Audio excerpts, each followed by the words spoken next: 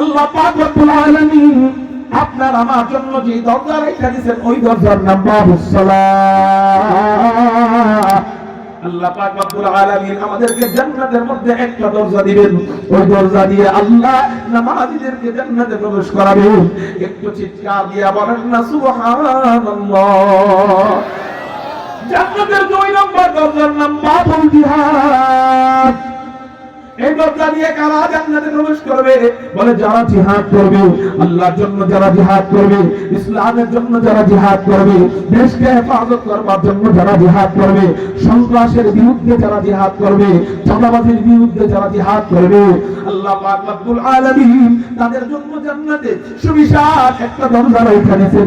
ওই দরজার নামও বাবুল জিহাদ। এই দরজা দিয়ে আল্লাহ আমাদেরকে জান্নাতে প্রবেশ করাবেন। একটু চিৎকার দিয়ে বলেন না সুবহানাল্লাহ। মজার কথা আপনাদেরকে শুনাই। আপনি বলতে পারেন হযরত জিহাদের সুযোগ তো আমাদের নাই, আমরা চাইলেই তো আর জিহাদ করতে পারতেছি না, আমরা চাইলেই তো আর নবীর জন্য রক্ত দিতে পারতেছি না, আমরা চাইলেই তো আর আল্লাহর জন্য যুদ্ধ করতে পারতেছি না। কারণ জিহাদের সুযোগ লাগে, জিহাদের এলাকা লাগে, জিহাদের শর্ত শারায়াত লাগে। এই শর্ত শারায়াত যেহেতু নাই, তাহলে আমরা চাইলেই তো আমরা জিহাদ করতে পারতেছি না। তো আল্লাহ আমাদের জন্য জান্নাতে কি বাবুল জিহাদ নামক দরজাটা রাখেন নাই? আমরা চাইলেই কি করতে পারতেছি না? বলেন না, জিহাদ করতে পারতেছি। তো আল্লাহ আমাদের জন্য কি বাবুল জিহাদ রাখবেন না?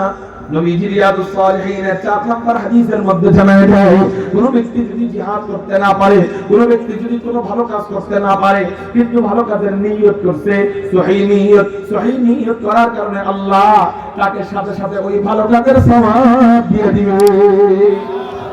কোন ব্যক্তি নিয়ত করলো আল্লাহ আমার সম্পত্তি দিলে আমি হজে যাব, কিন্তু তাকে আল্লাহ সম্পত্তি দিল না, ওই ব্যক্তি হজে যেতে পারলো না, ওই অবস্থায় মারা গেল, আল্লাহ তাকে একটা হজের সওয়াব দিবে। যতবার সে নিয়ত করবে ততবার হজের সওয়াব দিবে, যতবার সে উমরার নিয়ত করবে, উমরা করতে না পারলেও উমরার সওয়াব দিবে। ঠিক এরকম করে কোন বান্দা নিয়ত করলো আল্লাহর দ্বীনকে ইবাদত করবার জন্য, রাসূলের ইজ্জতকে ইবাদত করবার জন্য, কোরআনকে জিন্দা রাখবার জন্য, যদি উলামায়ে কেরাম আমাদেরকে রক্ত দিতে ডাক দেয়, রাজা রক্ত দিতে প্রস্তুত হয়ে যাব, এই নিয়ত যদি কোনো বান্দা মনে প্রাণে করে, সহিভাবে করে, আল্লাহ পাক রব্বুল আলামিন তাকে একটা জিহাদের সওয়াব দিয়ে দিবে। আশা করা যায় আল্লাহ আমাদেরকে বাবুল জিহাদ নামক দরজা দিয়ে জান্নাতে প্রবেশ করাবেন। গেল 2 নম্বর দরজা।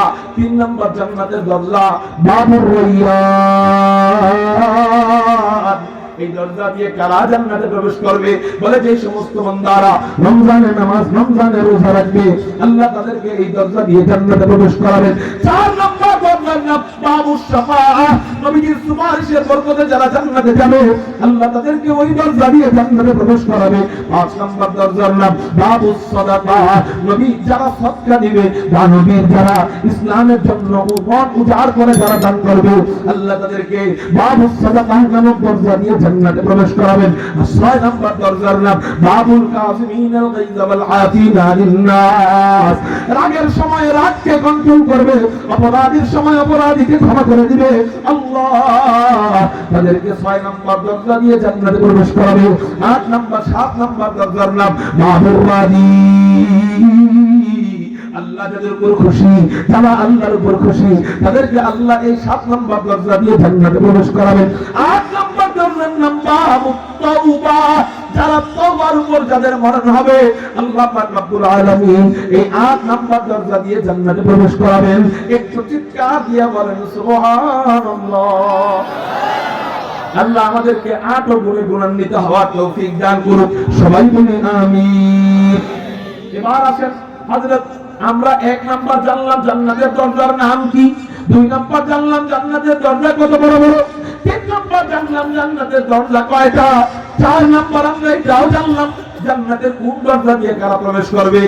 এখন আমরা মজার একটা কথা জানবো, সেটা কি হযরত এমন কোন বান্দা বান্দি আছে কিনা যার জন্য আল্লাহ জান্নাতের 8টা দরজাই খুলে দিবে? সুবহানাল্লাহ। এতক্ষণ জানছি কয়টা কয়টা দরজা খুলবে, এক এক বান্দার জন্য এক একটা। এখন শুনবো কয়টা দরজা খোলা? একজনের জন্য 8টা। প্রকার, দুইটা হাদিসের উপর আমল করনে ওয়ালা বান্দা, আমল করনে ওয়ালি বান্দি। দুই হাদিসের উপর, কয় হাদিসের উপর? তাদের জন্য জান্নাতের 8টা দরজা খোলা থাকবে ইনশাআল্লাহ। এই হাদিসটা যদি বলি, এই হাদিসের উপর আপনারা আমল করবেন নি? অনেক সহজ আমল।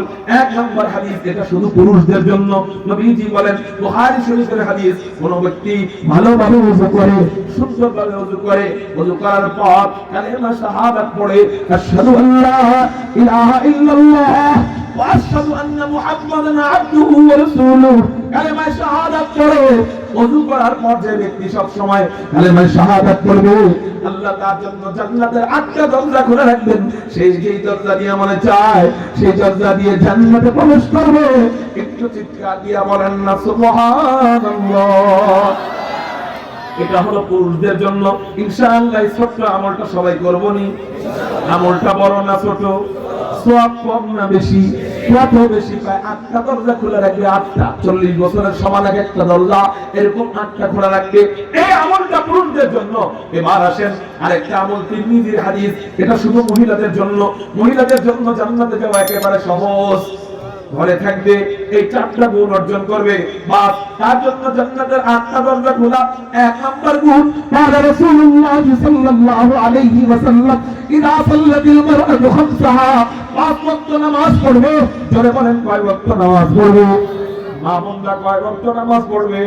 আমার সাথে মুখস্থ করবেন। 2 নম্বর, ওয়াসামাত শাহরাহা, রমজানের রোজা রাখবে। বলেন 2 নম্বর কি করবে?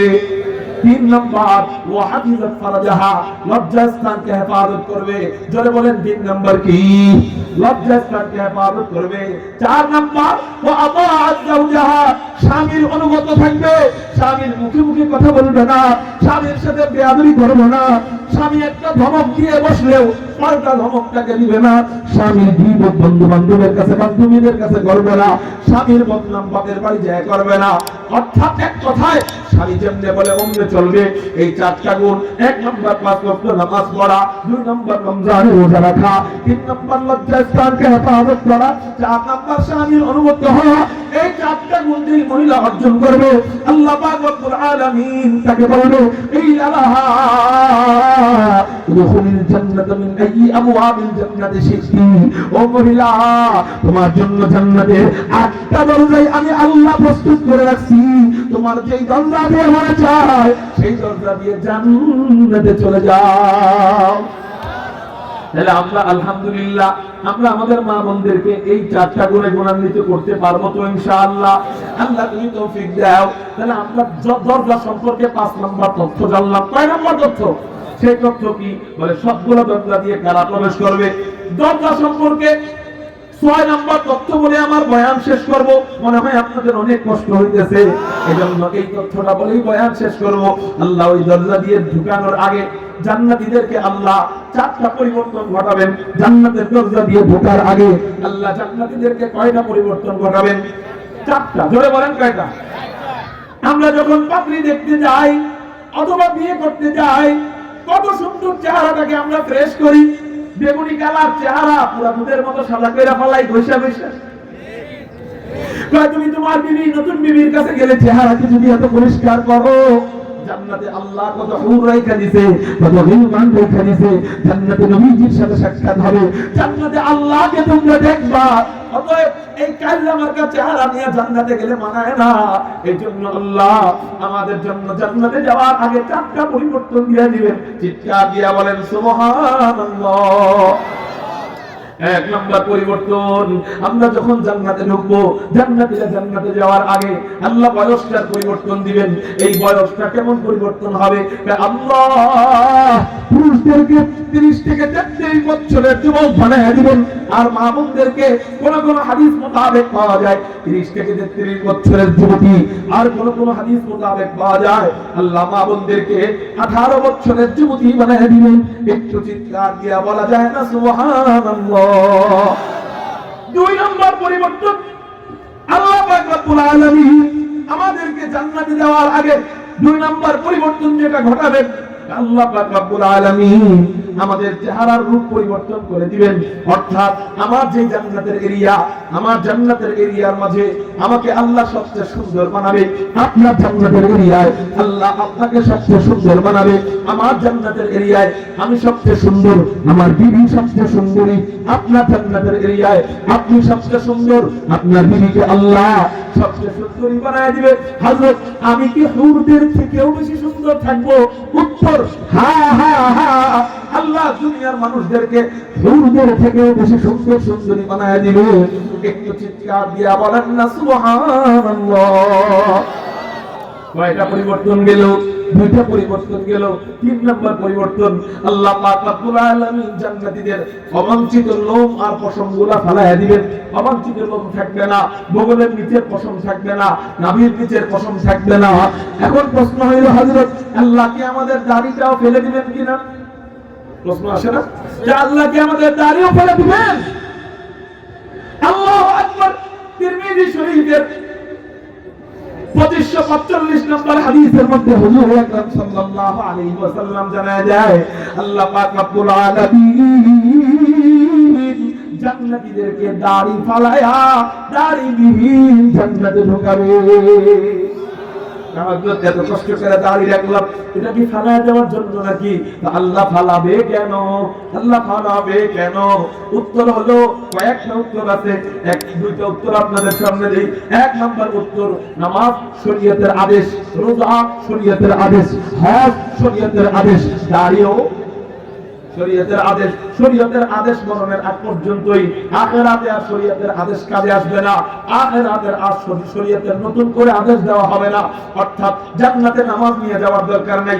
নামাজ সব দুনিয়াতে, কবরে নামাজ নিয়ে যাও, ঠিক আছে, কিন্তু জান্নাতের ভিতরে ঢোকার সময় আর নামাজের দরকার নাই, জান্নাতের ভিতরে রোজার দরকার নাই, জান্নাতের ভিতরে হজের দরকার নাই। এইজন্য আল্লাহ বলবে, যেহেতু এটাও শরীয়তের হুকুম, আর হুকুম ছিল তুমি মারা যাওয়ার আগ পর্যন্ত, এখন আর এটার দরকার নাই। যাও যাও যাও, আমি আল্লাহ তোমার দাড়ি কাইটা দাড়িহীন জান্নাতে ঢুকায় দিলাম। এই হলো একটা কারণ। 2 নম্বর কারণ মুহাদ্দিসিনে কেরাম বলেন, দ্বিতীয় নম্বর কারণ বলে, আল্লাহ বলবে বান্দাকে, ও আমার বান্দারা, তোরা দুনিয়াতে দাড়ি রাইখা আমাকে খুশি করছস, আমার রাসূলকে খুশি করছস, এবার জান্নাতে তোরা যাবি। এখন আমি তোদেরকে খুশি করব। দুনিয়াতে দাড়ি রাখার কারণে তোর এলাকার মানুষরা করে বুড়া বুড়া বুঝা যেতাইতো, তোর বন্ধু বান্ধব স্কুলে তোরে জ্বালাইতো, স্কুলে তুই দাড়ি বড় বড় নিয়ে যাইতে পারতি না, বন্ধু বান্ধব তোরে কান্দাইতো, তুই কনসার্টে ঢুকতে পারতি না, দাড়ি লম্বা থাকার কারণে মদের আসরে বসতে পারতি না, দাড়ি লম্বা করা থাকার কারণে ইফতিজিং করতে পারতি না। কত মনে চাইতো দাড়িটা কাটতে, কিন্তু আমার মহাব্বতে, আমার রাসূলের মহাব্বতে কখনো তুই খুর লাগাস নাই, এক মুষ্টির নিচে কখনো কাটস নাই। যা যা যা, দুনিয়াতে তুই আমারে মহাব্বত দেখায়া দাড়ি রাইখা খুশি করলি, জান্নাতে এবার খুশি করার পালা হলো আমার। আমি আল্লাহ তোর উপর খুশি হয়া দাড়িবিহীন বানায় দিলাম। এবার দাড়িবিহীন আমি আল্লাহ তোদেরকে জান্নাত দিয়ে খুশি করে দিলাম।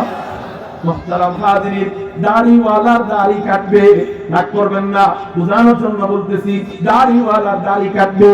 আর দাড়ি যার নাই, তার যে কি কি কাটবো, এটা জাহান্নামে ফেরেশতা গজি দেবো। ভাই আমাকে কোন হামটা কাটবেন? ঠিক না বেঠিক? আমাকে কোন কোন জায়গায় কাটবেন এটা জিজ্ঞেস কি ভাই, তাহলে দাড়ি রাখার দরকার আছে না নাই? আজকে কিছু নতুন যুবক ওয়াদা দিতে পারে না যে হযরত নবীজির জন্য যেখানে আমরা জীবন দিয়ে দিতে পারি, সেখানে নবীজির জন্য একটা অঙ্গ আমরা দিয়ে দিব আজকে ইনশাআল্লাহ। আর জীবনে দাড়ি কাটবো না। রাজি আছি কারা কারা? আল্লাহু আকবার। একটু দাঁড়ায় যাই, দাঁড়ায় যাই, যারা ওয়াদা দিব দাঁড়ায় যাই, নারায়ে তাকবীর।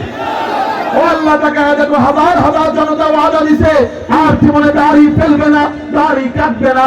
আল্লাহ, তুমি এই বান্দাদেরকে নবীজির সাথে জান্নাতে ঢুকাও। সবাই বলি আমিন। আলহামদুলিল্লাহ বলতে বলতে বসেন, আলহামদুলিল্লাহ বলতে বলতে বসেন, সবাই বলেন আলহামদুলিল্লাহ। কারণ এই 10 সেকেন্ড আগে ছিলেন আপনি একরকম, এখন হয়ে গেলেন আরেক রকম। কেন জানেন?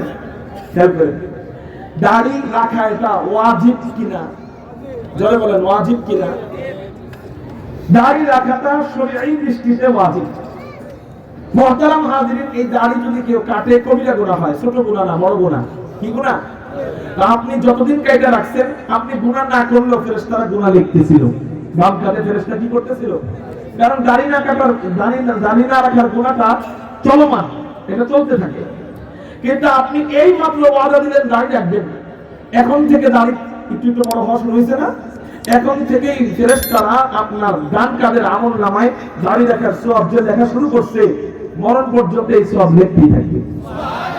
তার মানে কোন বান্দা চুপ করে বসে থাকলেও তার দাড়ি আছে, তার সওয়াব ফেরেশতারা লিখতে থাকবে, কারণ এটা তো ইবাদত, ঠিক না ভাই? ঠিক। এজন্য আর জীবনে ফেলবো না তো, কারণ দাড়ি রাখলে একটু খারাপ দেখা যায়, এই জন্য কাটি। ভাই দাড়ি রাখলে খারাপ দেখায় যদি যাইতোই আল্লাহ তার রাসূলকে দাড়ি ছাড়া বানাইতো। দাড়ি রাখলে খারাপ দেখা যায় না, এটা শয়তানের ধোঁকা। কার ধোঁকা? একটা নতুন চারা গাছ, ফুল গাছ মাত্র আপনি লাগাইছেন, প্রথমে কি সুন্দর দেখা যাবে? চারা এখনো ফুল হয় নাই তো সুন্দর দেখা যাবে? এই চারা যত্ন করতে হবে, চারা বড় হবে, পানি দিবেন, সার দিবেন, ফুল হবে, এরপর ভালো লাগবে। আপনি হওয়ার আগেই মনে করেন খারাপ দেখা যায়, কেটে ফেলান। আমাদের মধ্যে একটু বড় রাখেন না, আমাদের চেহারা কালো হওয়ার কারণে হয়তো খারাপ দেখা যায়। আরো 2 দিন ধরে এমন সফর করতেছে যে 2 দিনে 4 ঘন্টা ঘুমাইতে পারছি কিনা সন্দেহ, 2 দিনে 4 ঘন্টা ঘুমাইতে পারিনি। তো এই জন্য হয়তো চেহারাটা মাশাআল্লাহ দিলে শুকিয়ে মতো হয়ে গেছে, শুকায় গেছে, কিন্তু দাড়ির কারণে আমগো খারাপ দেখা যায়। আপনাকেও দেখা যাবে না। আপনি একটু বড় করেন, আপনি একটু রাখেন, ইনশাআল্লাহ ফল পাবেন। এই দাড়ির কারণে আল্লাহ অনেক গুনাহ থেকে আপনাকে বাঁচায়া দিবে। এই দাড়ি যে রাখবে আর এই বড় বড় দাড়ি নিয়ে সে মেয়েদের পিছনে ঘুরতে পারবে না। আল্লাহ এমন একটা লজ্জা পয়দা করে দিবে, সে চাইলেই যে কোনো গুনার আসলে যাইতে পারবে না। আল্লাহ আমাদেরকে নববী সুন্নতে 7 বার তৌফিক দান করুক, সবাই বলি আমিন। তাহলে বলেন কয় নাম্বার পরিবর্তন হলো? 3 নাম্বার। 4 নাম্বার পরিবর্তন বলবো না আগামী বছর? তাহলে খুব মনোযোগ। 4 নাম্বার পরিবর্তন আল্লাহ পাক রব্বুল আলামিন করে দিবেন। 4 নাম্বার পরিবর্তন আল্লাহ পাক রব্বুল আলামিন আমাদেরকে বুখারী শরীফের হাদিস আব্বাজান আদমের সমান 60 হাত লম্বা বানায় দিবেন। একটু চিৎকার দিয়া বলেন না সুবহানাল্লাহ। জোরে বলেন কয় হাত লম্বা? 60 হাত লম্বা বানায় দিবেন। আল্লাহু আকবার। হযরত এত লম্বা আল্লাহ বানাবে কেন? বলে এত লম্বা বানানোর অনেক কারণ আছে। এর মধ্যে একটা কারণ হলো আল্লাহ জান্নাতের যে নিয়ামতগুলো রাখবে, জান্নাতের যে খাবারগুলো রাখবে, এই তোমার কা 3.5 হাত শরীর নিয়া জান্নাতের ভিতরে গেলে জান্নাতের এত বড় বড় খাবার হাতায় এই লাগুর পাবো না। এজন্য আল্লাহ আমাদেরকে লম্বা বানায় দিবেন আব্বাজান আদমের সমান 60 হাত। তাই হযরত জান্নাতের খাবার কতই বা বড়। চলেন আপনাদেরকে একটা হাদিস বলে আমার বয়ান শেষ করব। নাসাই শরীফের 1493 নম্বর হাদিসের মধ্যে হুজুর আকরাম সাল্লাল্লাহু আলাইহি ওয়াসাল্লাম বলেন, নাসাই শরীফের 1493 নম্বর হাদিস, নবীজি সূর্য গ্রহণের নামাজ পড়তেছিলেন, হঠাৎ করে সাহাবায়ে কেরাম দেখলেন নামাজের ভিতরে হাতের বাঁধনটা ছেড়া একটু সামনে এগিয়ে গেলেন, কি যেন ধরতে গেলেন, কিন্তু ধরতে পারলেন না, আবারও পিছনে চলে আসলেন, আবারও হাত বাঁধলেন, নামাজ শেষ করলেন। সাহাবায়ে কেরাম জিজ্ঞাসা করলেন, ইয়া রাসূলুল্লাহ, ইয়া হাবিবাল্লাহ, নামাজের মধ্যে আপনি এটা কি করলেন? নবীজি বলেন, ও সাহাবীরা, নামাজের মধ্যে এটা কি করলাম জানুনি? আজকে নামাজের ভিতরে আল্লাহ এক আশ্চর্য কাণ্ড কারবার আমার সাথে নামাজের ভিতরে ঘটাইয়া দিছে। ভাই কি আশ্চর্য কাণ্ড কারবার? বলে আমি যখন নামাজ পড়াইতেছিলাম তখন আমি দেখতে পাইলাম নামাজের ভিতরে হযরত জিবরাইল পুরা জান্নাতটা কোলে নিয়া আমার নামাজের সামনে আইনা রাইখা দিছে। বানানো কাহিনী না, বানানো কথা নয়, নাসাই শরীফের হাদিস। পুরা জান্নাত নবীজির পায়ের সামনে। নবীজি বলেন, আমি নামাজে দাঁড়িয়ে জান্নাতের নিয়ামতগুলো দেখতেছিলাম, এর মধ্যে আমি দেখতে পাইলাম জান্নাতি ফলগুলো আমার সামনে আনা হয়, জান্নাতি আপেল আমার সামনে আনা হয়, জান্নাতি কমলা লেবু আমার সামনে আনা হয়, জান্নাতি আনার আমার সামনে আনা হয়। এর মধ্যে একটা ফল জান্নাতি আঙ্গুর ফল, আঙ্গুর যখন আমার সামনে আনা হয়, জান্নাতের অন্যান্য ফল দেখা নিজেকে অনেক কষ্ট করে নামাজের ভিতরে কন্ট্রোল করে রাখতেছিলাম, কিন্তু আঙ্গুর ফল এত সুন্দর করে সাজানো, এটা দেখে আমি আর নিজেকে কন্ট্রোল করতে পারলাম না। জান্নাতের একটা মাত্র আঙ্গুর ছোড়া আমি দেখছিলাম, ওই ছোড়া হাত ধরার জন্য নামাজের ভিতরে আমার হাত অটোমেটিক সামনে চলে গিয়েছিল। সাহাবায়ে কেরাম বললেন, ইয়া রাসূলুল্লাহ, ইয়া হাবিবাল্লাহ, আপনি জান্নাতের আঙ্গুরের থোড়া ধরার জন্য হাত বাড়াইছিলেন, তো ধরলেন না কেন? ধরলে আমরাও একটু খাইতে পারতাম, আমরাও একটু দেখতে পারতাম। নবীজি বলেন, ও সাহাবীরা, কি বলো না বলো, জান্নাতের একটা আঙ্গুরের থোড়া কত বড় কত বড় কত বড় কত বড়। আমি যদি জান্নাতের মাত্র এক আঙ্গুরের থোড়া আনতে পারতাম, আমি থেকে নিয়ে কিয়ামত পর্যন্ত সমস্ত মানুষ, সমস্ত জাতি, সমস্ত গোষ্ঠী সকলে মিলে জান্নাতের মাত্র এক আঙ্গুরের থোড়া থেকে আঙ্গুর খাইতে থাকতো, কিয়ামত হয়ে যাইতো। তারপরেও জান্নাতের মাত্র একটা আঙ্গুরের থোড়াও শেষ হতো না। मैं ढूंढ रहा कहाँ है दरबार इलाही, मोहब्बत में तेरा दम बदम रखना है मौला, मोहब्बत में तेरा दम बदम रखना है मौला, मोहब्बत में तेरा दम बदम रखना है मौला, तेरा नाम मुझे ना है तेरी नाम में मरना, हमें तो दोस्त बना दे, हमें तू मस्ती बना दे, हमें तू दोस्त बना ले, हमें तू मस्ती बना दे, हमें तू प्यार बना ले, हमें तू यार बना ले, हमें तू प्यार बना ले, हमें तू यार बना ले, तो खुदा बंद जमीदी तो खुदा बंद शिमाली,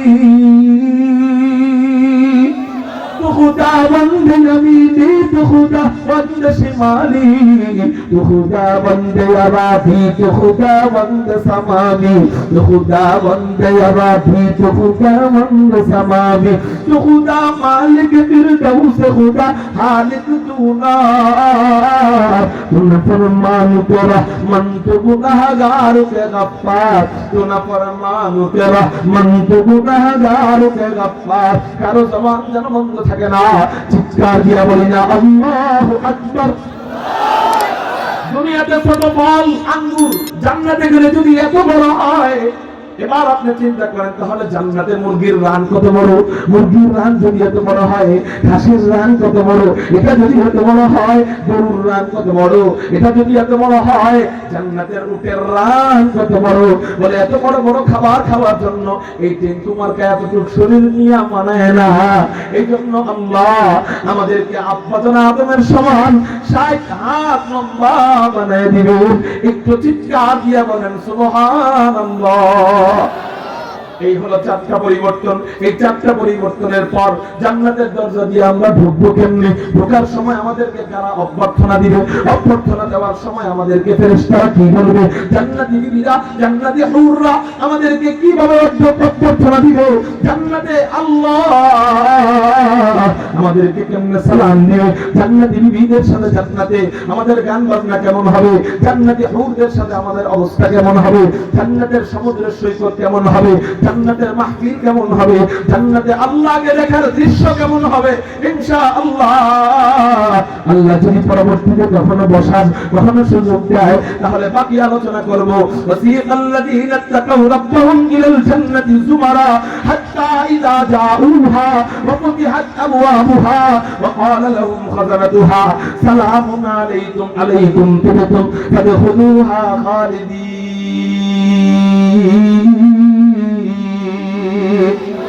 আল্লাহ আমাদেরকে তাকওয়া অবলম্বনের মাধ্যমে, নামাজের মাধ্যমে তাকওয়া অবলম্বন করার, নামাজের মাধ্যমে তাকওয়া অবলম্বন করার, রোজার মাধ্যমে তাকওয়া অবলম্বন করার, শবে বরাতের মাধ্যমে তাকওয়া অবলম্বন করার, শবে কদরের মাধ্যমে তাকওয়া অবলম্বন করার, সামনে রমজান আসতেছে, রমজানের মাধ্যমে তাকওয়া অবলম্বন করে ওই জান্নাতে যাওয়ার তৌফিক দান করুন। সবাই বলি আমিন।